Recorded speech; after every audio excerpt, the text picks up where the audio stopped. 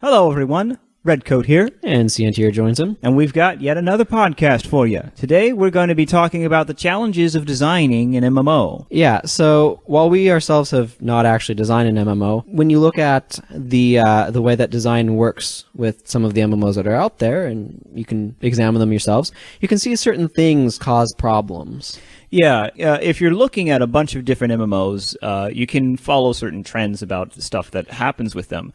But there are three big issues that we believe are, we'll say, pressure points in the design of MMOs. Yeah, stuff that really makes it difficult to design an MMO because of what all you're trying to do with it and what all you have to accommodate. And so our list of issues are community management, content design, and economic management and rewards. Economic management and rewards is 1 point. Those are together. Yes, it can kind of sound like a little bit like two, but they're actually really, really tightly related. Indeed. Moving into our first subject, community management. So one of the things about community management is that you're dealing with just a ton of people. So people do things differently because we're all unique. And this is what really makes management of any community just difficult because everybody engages with your game in a different way. Yeah, and it's this sort of variety of this engagement that really can cause issues to come up, and often this is going to be conflict between what players want or how they approach the game. And there's a really clear and good example of this. For those who are familiar with the Super Smash Bros. Community, you have the people who really think and believe that Smash Bros. Is first and foremost a party game. Mm-hmm. And then you have people that believe and think first and foremost it is a competitive game. And these two crowds do not get along. They do not agree about how to play the game, and they often get very angry at each other. Yeah, and the problem is that in actuality, if you're looking at the game from a simply mechanical or functional standpoint, it's all of that. Yeah, it's together. not one of them, it's both. And this is an issue that you run into with MMOs because they have a ton of different ways to interact with them because they're trying to appeal to such a large audience. Like the developers of MMOs in general, I say in general, are aware of the fact that they have a huge audience, and so they have to hit all of these different points. Yeah, there's just some sort of approaches that players will often take, and I apparently really like scales. It helps capture the fact that people aren't necessarily 100% one way or the other, but it also helps capture how, as an emphasis towards something increases, something else is de-emphasized. Yeah. So one of the big ways of interacting with the game, with an MMO in particular, are going to be moving from roleplay towards mechanical, or vice versa. So roleplay here it's a focus on the experiencing the world, exploring it, kind of living out who the character is.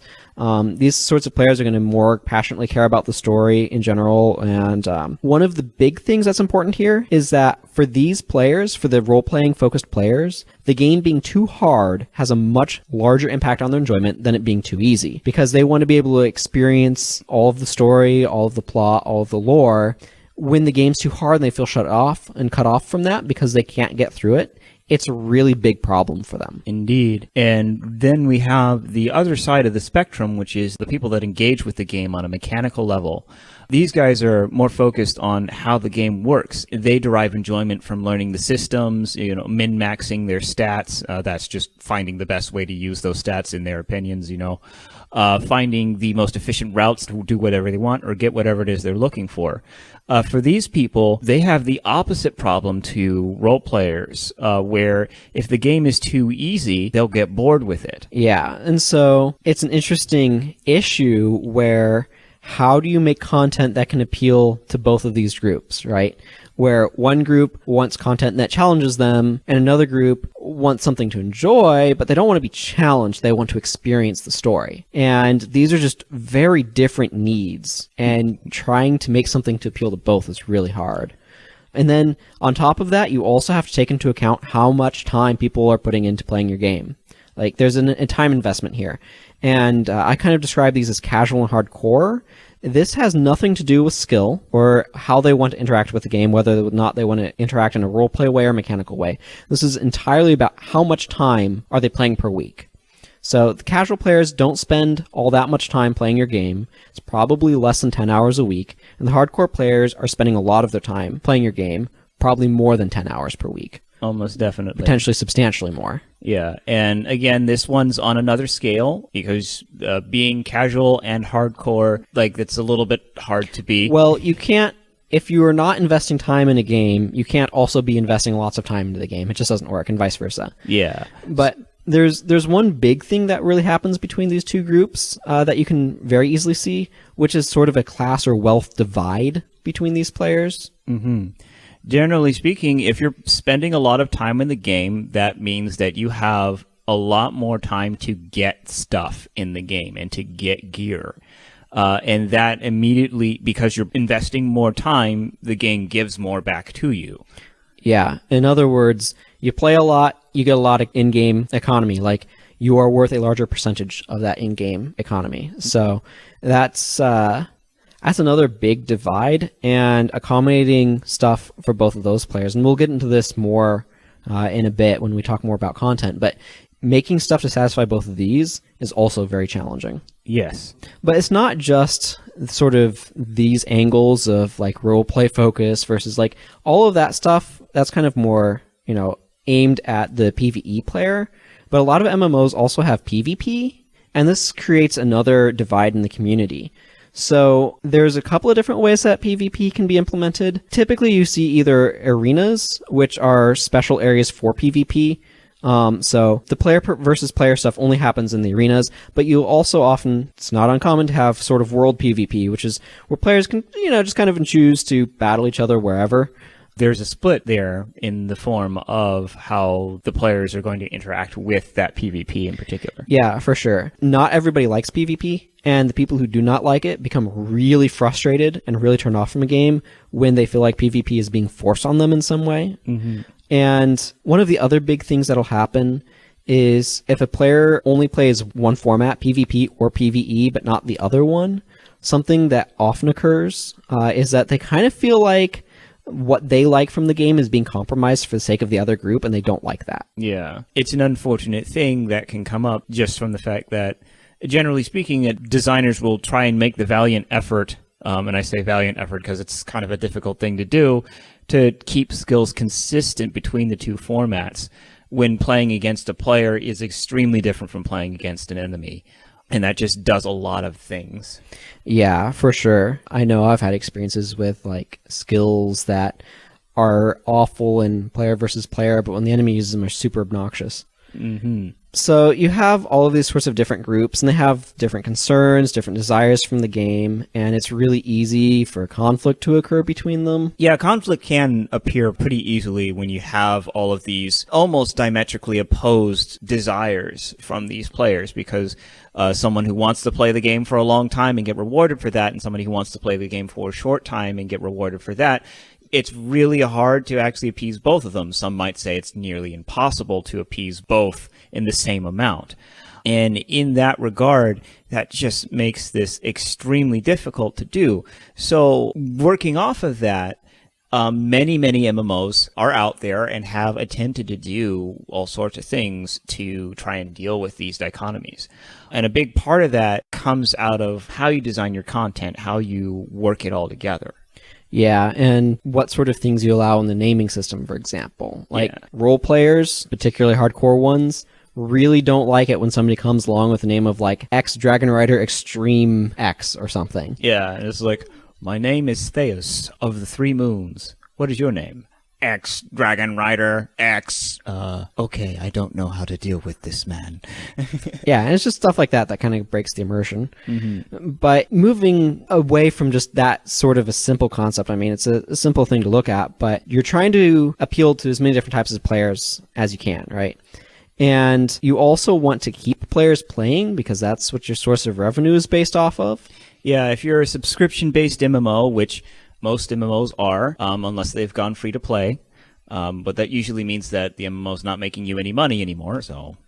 Well, I mean, even if you have gone free to play, you really want to be retaining players who are wanting to buy... You have some sort of store, right, that you're selling stuff in for money. So you want to be maintaining a player base that wants the stuff that you have in there. So if you don't have any players, you're not selling anything still. That's true. So with that idea that you have to keep players in there, you have to keep them playing your game. This is one of the core things for MMO design is how do we keep player interest going? How do we appease as many players as possible while doing this? So along with this aspect of keeping people playing for as long as possible. Yeah, you run into another issue, especially when an MMO is first made. It's going to run into this sort of issue. Most people aren't going to play more than one MMO at a time, so they're all sort of competing with each other. So when an MMO is first being developed, the developers are often trying to do too much because they're trying to compete with established MMOs. Games like World of Warcraft that had been around for a decade.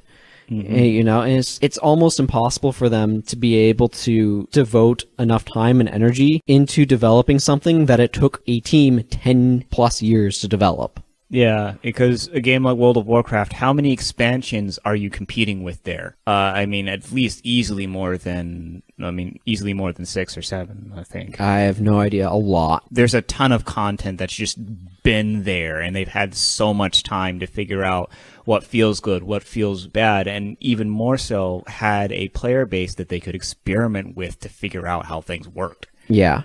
So they have experience also. So you just have this result of, particularly with new MMOs, that a lot of systems don't quite have as much time put in them as they really need, and designs can also get really bloated and lose focus because they're just trying to do too much, bite off too much at once. Mm-hmm. But even when you get beyond that, once you have an MMO that's been established, the developers are on this sort of like constant treadmill of trying to make stuff for people to play. But what that actually looks like to satisfy the players, that can be quite complicated.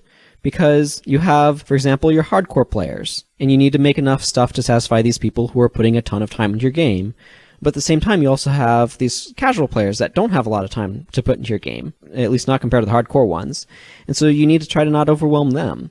So to kind of put an example here, you might have one of these more hardcore players that's playing your game 70 hours a week, and maybe they can get through a new content release in a week, right? So, it took them 70 hours to get through. And if they aren't satisfied, they can easily feel like the game isn't worth their money or time if they don't feel like you're providing enough stuff for them.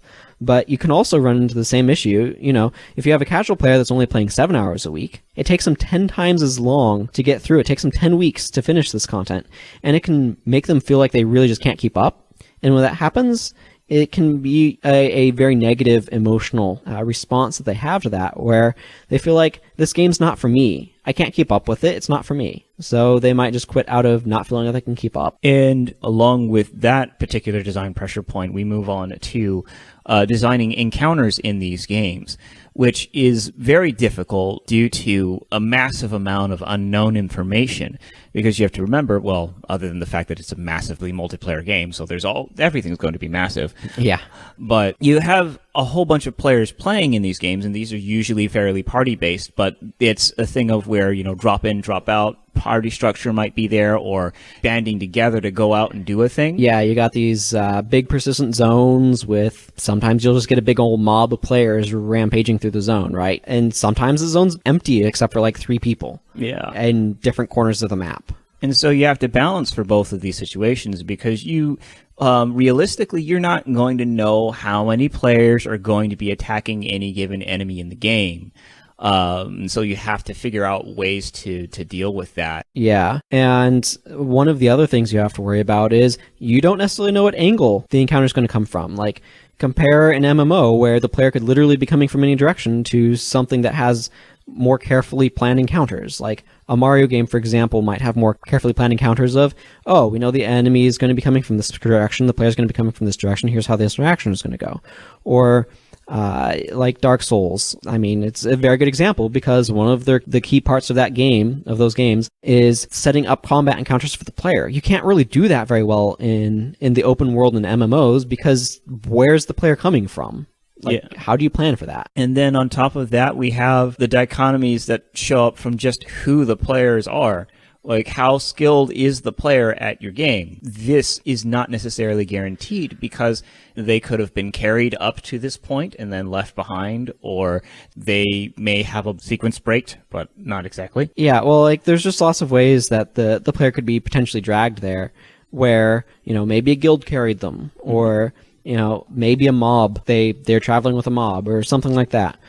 And you can also run into a related issue, which is how well equipped is the player. You might have a player that's just got a bunch of really lousy equipment. That can oftentimes be very impactful in an MMO.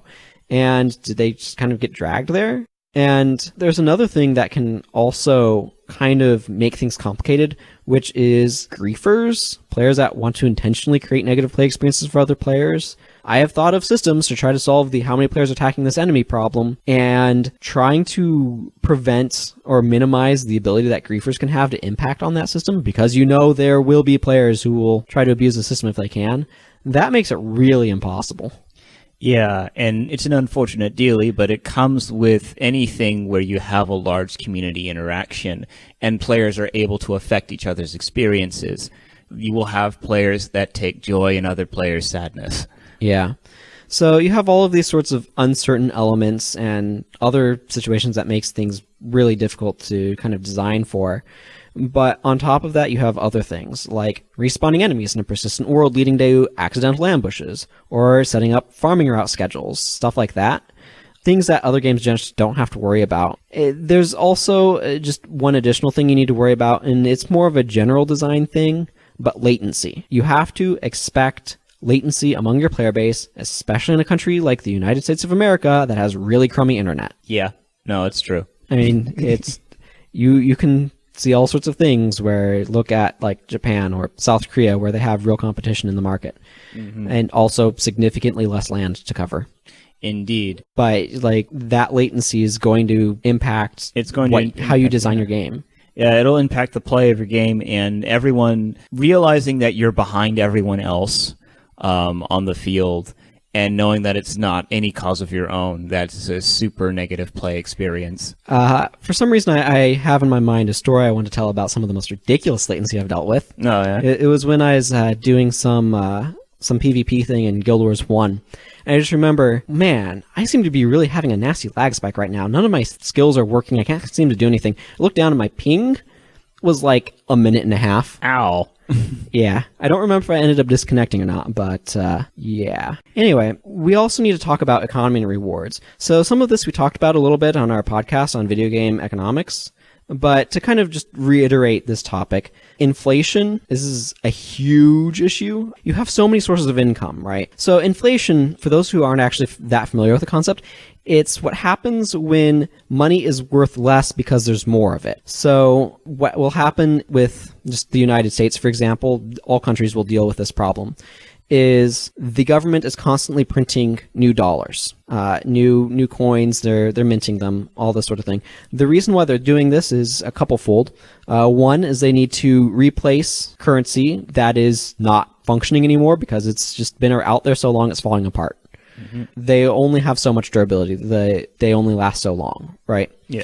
But there's other reasons too. It helps with potentially like paying off some debt and paying off for things. It's one of those things, once you get to countrywide economics, is like they literally can print money at the nationwide level. Well, when you look at an MMO, and that's what leads to inflation, is it's just printing more money so there's more of it, so each one is not worth as much. Yeah. In an MMO, what ends up happening is every single player is acting like their own little mint. Mm-hmm. Because every time gold is generated for that player from like an enemy dying, them getting some item that they sell to the store, or just a straight up money drop, that is making money. That's adding to inflation. And that is something that is really hard to manage, because if you want to keep your players playing, they have to get a reward of some sort when they're doing stuff. Well, I guess they don't have to get a reward, but it's really hard to incentivize without some sort of... It tends to feel really lame if you're not getting something. And the most common reward is currency or money. Or stuff that translates into it. And then this is like further compounded by trading between players, which can lead to all sorts of variant prices. And so you'll get stuff that's worth astronomical sums of in-game currency eventually, just due to inflation and demand and all those sorts of things. And further complicating this is making effective gold sinks is really difficult, especially because you need to balance them between casual and hardcore players. Remember, this is where we're looking at income brackets, right? Yeah. So setting up a system to effectively gold sink or effectively what a gold sink is it's a way of trying to delete currency to try to control inflation. And trying to set up those systems so that way they are sufficiently effective against your super rich players, your more hardcore players that have gotten a lot of currency, while at the same time not making it so that way your casual players are just crushed under horrendous amounts of effectively taxes. That's difficult. Yeah. And the other bit that comes along with that is that with players farming for specific loots, they'll get a lot of just other things that they have to get rid of. And that's going to put more money into the market as well. Yeah, that's just always going to generate more currency. So one of the things that comes out of this is rewards need to be kind of distributed a little judiciously to try to manage inflation, but it's really easy if you're doing that to leave players feeling kind of under-rewarded for, beating enemies. So it especially becomes true the fewer other players that they're playing with, basically, because that typically means that encounters with enemies will take longer or be harder. Often both. So what might feel like an appropriate reward for a group of 10 people feels like a really lame reward when you're by yourself. And so that closes it up for the three biggest issues we consider with MMO development and design, just the things that you have to really worry about when you're making an MMO. And again, that's community management, managing all of the people that are in there and making sure they're having a good time. Yeah. And then content design where you're making stuff for them to do that can at least make most of them happy. You're not going to be able to make all of them happy. Don't ever fool yourself into thinking that. But if you can at least provide stuff that will appeal to each of them, that's the important thing. But that's really difficult because there's just so much divergent need and desire in there. And oftentimes, going back to community management, trying to make it so that way they don't feel neglected can be very difficult, or that one group is being sacrificed in favor of the other. That's hard to do. Yeah. And finally, the economy and the reward system. Yeah. And again, if you want to know more about that, go ahead and look up our podcast on video game economics, where we just talk about that whole sort of concept in greater detail. And a lot of the issues that apply to single player games just apply way more strongly to MMOs. All of this comes together into one particular big statement, which is that really the biggest issue when making an MMO, and what really makes it difficult, is that you just have a huge and very diverse audience with divergent goals and desires. And the design is strained by this large audience. And so it's something that it's just very difficult to do. Yeah. So that wraps it up for this particular topic. We hope that it has given you some stuff to think about. And next time we're going to launch into a rather in-depth 3-part series on builds in games. And we're going to start off particularly looking at Guild Wars 1 and Guild Wars 2. Yeah. So that's going to be over the course of a couple of podcasts because there's a lot to say. Yeah, buckle in, people. We're going to be in for the long haul on this next set. And I might need some honey tea to get through it. Well, it's good for throats, right? I think it is. That's what I've heard. It's delicious, too. Anyway, this is Stantier signing off. And this is Redcoat signing off. Play the games you want to play, boyos.